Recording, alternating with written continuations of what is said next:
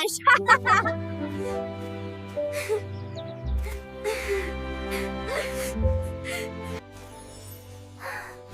Don't worry. Even if you don't know English, you can learn from English Talk Together channel. Most students think the word take is just about grabbing an object, but then they hear take a bus, take a nap, or take your time, and they get totally confused. Today, we're breaking down why this one simple word is actually your secret weapon for sounding like a native speaker. It's true. I used to think I only took my car keys, but now I realize I'm taking things all day long without even moving my hands. Exactly, Jack, and that is the magic of English. One word, 100 different lives.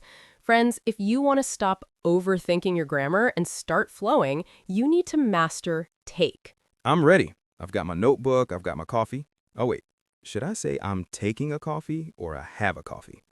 Great question. We will actually get to that consuming meaning in a bit. But first, let's look at the big picture. Friends, take is what we call a high-frequency verb. It's a workhorse. It does the heavy lifting in daily conversation. A workhorse. I love that. So it's not just a word, it's a tool we use for travel, for time, for emotions, even for medicine. Everything. And before we dive into the first category, I want to remind everyone watching, if you find these breakdowns helpful and want to take your English to the next level with us, make sure to subscribe, like, and share this video. It really helps our community grow. Yes, join the family. We're learning together. Okay, Emma, let's start with the basics. What is the most common physical way to use take? The most basic way is physical, using your hands or your body to move or hold something. Like, I take the pen? Exactly. It's about the action of picking something up. Think about your morning routine. You wake up, you go to the kitchen. What's the first thing you take? Oh, easy. I take a glass of water, then I take my vitamins, then usually I take my phone to check the news. Very modern. And notice, Jack, you're using it perfectly.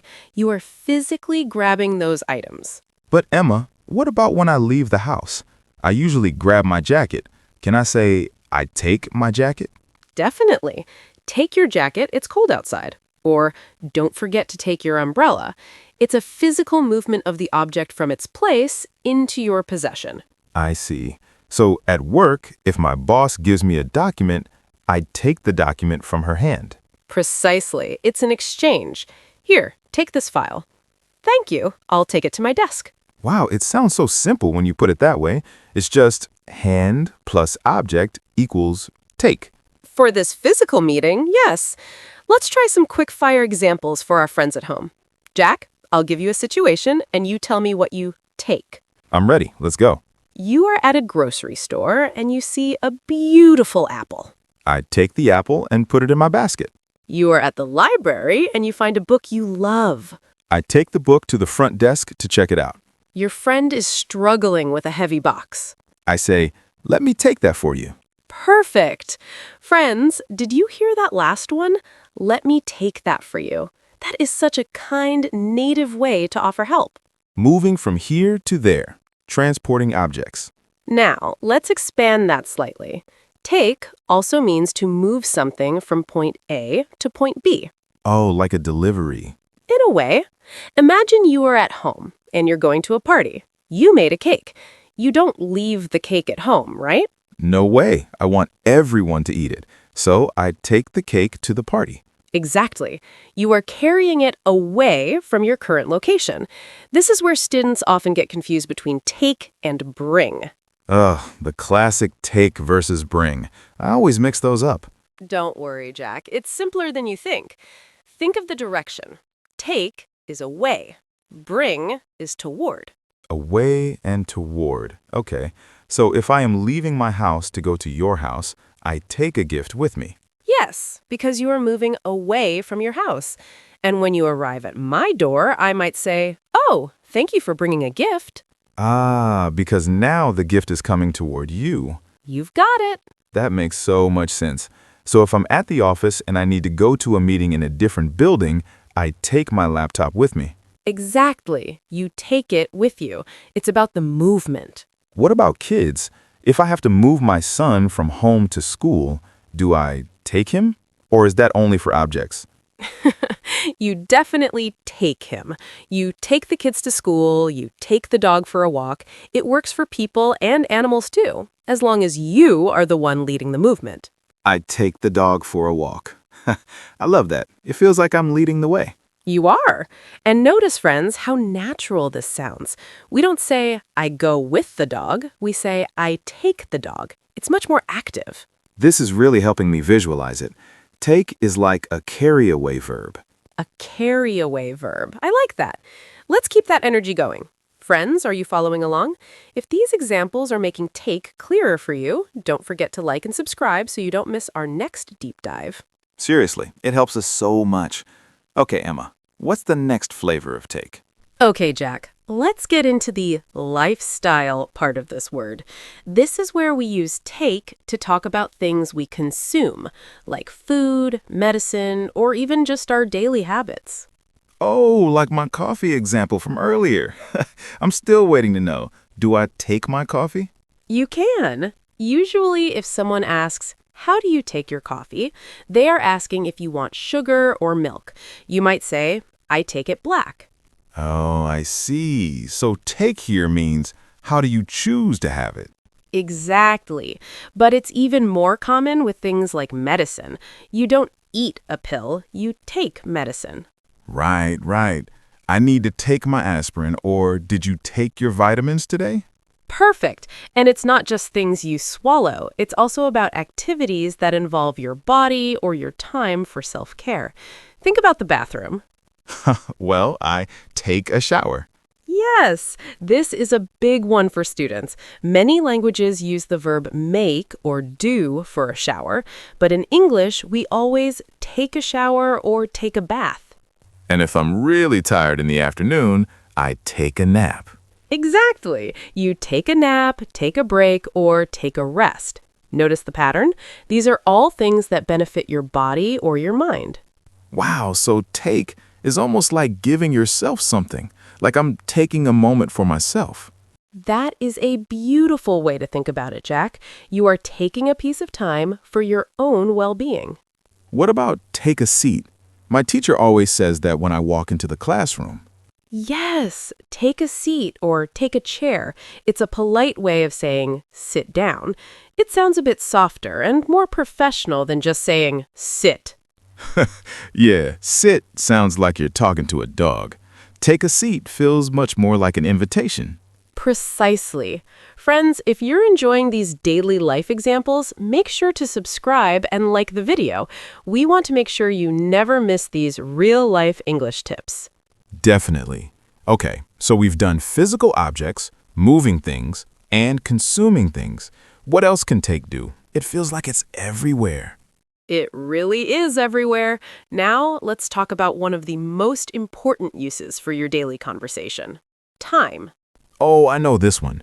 It takes me 20 minutes to drive to work. Spot on. In this context, take means to require or to need. So the subject of the sentence is usually it, like it takes a long time to learn a language. Exactly. And friends, this is a phrase you should memorize. It takes. It describes the amount of time or effort required for a result. What about effort? Can I say it takes a lot of work to look this good? Wink. Yes, Jack, it takes a lot of effort. Or it takes courage to speak a new language in front of people. That's so true. It really does take courage. So we use it for minutes, hours, days, but also for invisible things like energy and patience. You got it. It takes patience to teach. It takes energy to exercise. I use this a lot when I'm asking for directions too. I might ask, how long does it take to get to the airport? Perfect question. And the answer would be, it takes about 40 minutes by taxi. Wait, you said by taxi. Does take work with a taxi too? Great transition, Jack. Let's move right into our next section. When we talk about public transportation, take is our best friend. So I don't go the bus? Well, you can go by bus, but it sounds much more natural to say, I take the bus. I take the bus. I take the train. I take the subway. I take a taxi. Yes, yes, and yes, even for long distances. I'm taking a flight to London next week. Whistles. A flight to London? I wish, but why do we use take for these? Think of it like this. The bus or train is a service you are using. You're taking that service to get where you need to go. Does it work for my own car? I take my car to work? You can, but usually if you are the one driving, you just say, I drive. We use take more often when someone else, or a system, is doing the moving for us. Ah, okay. So if I'm the passenger, I'm taking the transport. If I'm the driver, I'm driving. Exactly. But here's a pro tip. You can take a ride with a friend. Hey, can I take a ride with you to the mall? Perfectly native, Jack. This is so much better than the grammar books. Friends, if this is helping you take control of your English, please share this video with a classmate.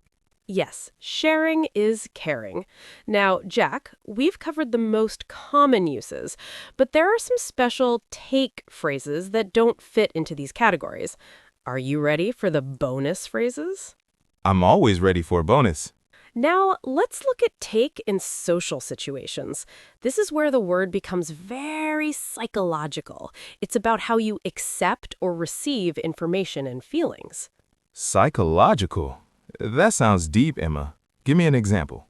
Okay, imagine I say, Jack, your English sounds incredibly natural today. You're doing an amazing job. Oh, wow. Thank you. I don't know what to say. See? You should just take the compliment. Take the compliment. Oh, so instead of being shy or rejecting it, I just accept it. Exactly. We use take when we receive something abstract. You can take advice, take a hint, or even take the blame if something goes wrong. Take the blame. That sounds like the opposite of taking a compliment. It is. It means you accept responsibility for a mistake. For example, I'll take responsibility for the late report. I like that. It sounds very professional and mature. What about when someone is being mean? Can I take that too? We actually have a phrase for that. Take it personally. If someone is grumpy, I might tell you, don't take it personally. He's just had a bad day. Ah, I hear that in movies all the time. Don't take it personally. It means don't let those words hurt your feelings.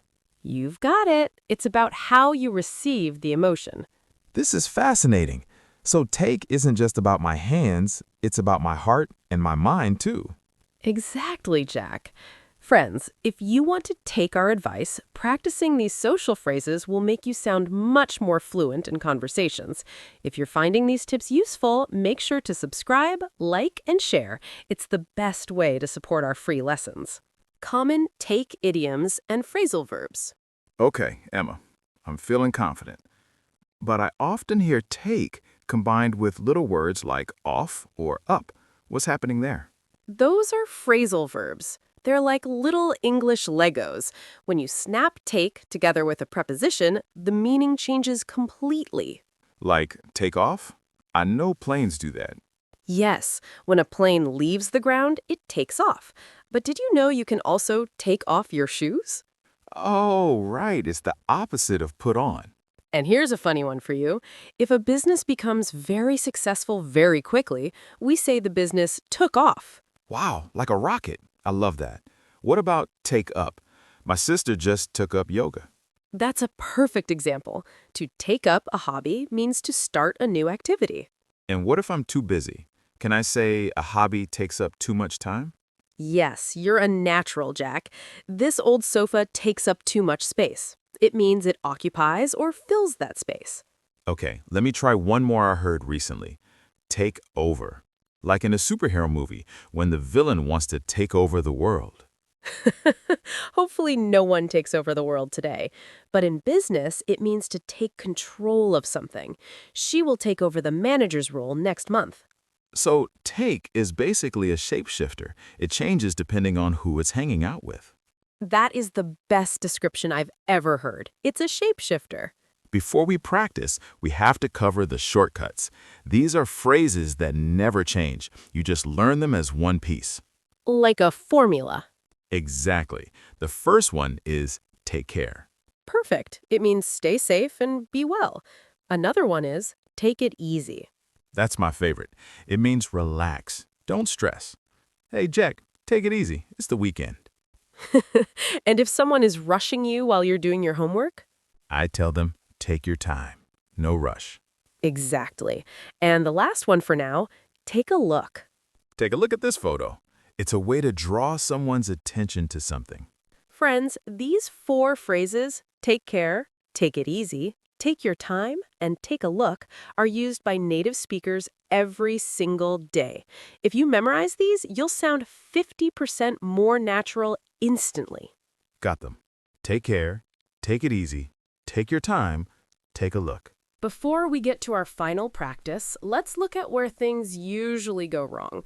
Don't worry, friends. Making mistakes is how you learn. Oh, I've made plenty today.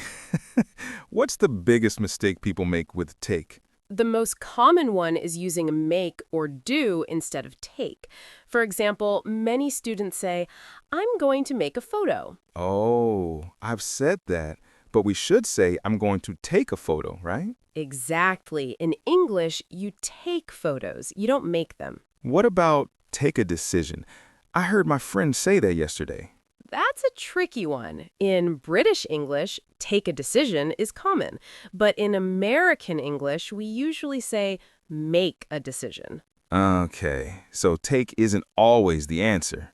Right. Another one is do an exam. While you can say that, it's much more common to say, I have to take an exam tomorrow. I'll remember that. Take a photo, take an exam, take a shower. No doing or making those. Okay, friends at home, it's time for you to speak. Jack and I are going to give you a sentence with a blank space. You have 3 seconds to fill it in with a take phrase. Ready? I'm ready. Let's see if they can beat me. Sentence 1.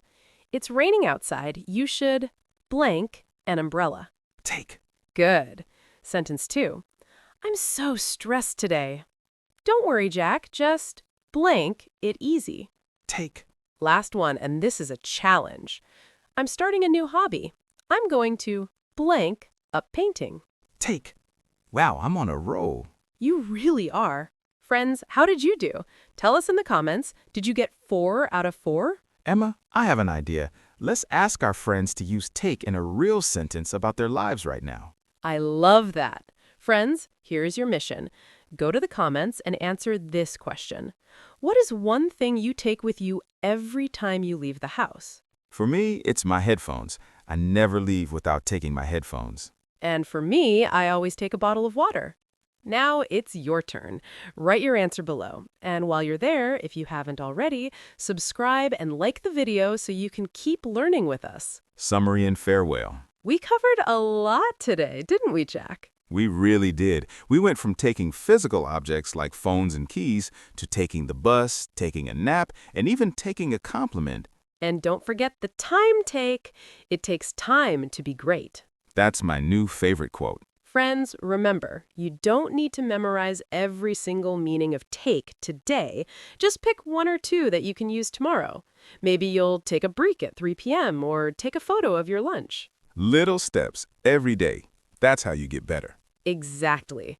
Thank you so much for hanging out with us in our cozy English corner today. Yes, thank you. It's been a blast. Until next time, friends. Take care. And keep learning. We'll see you in the next video.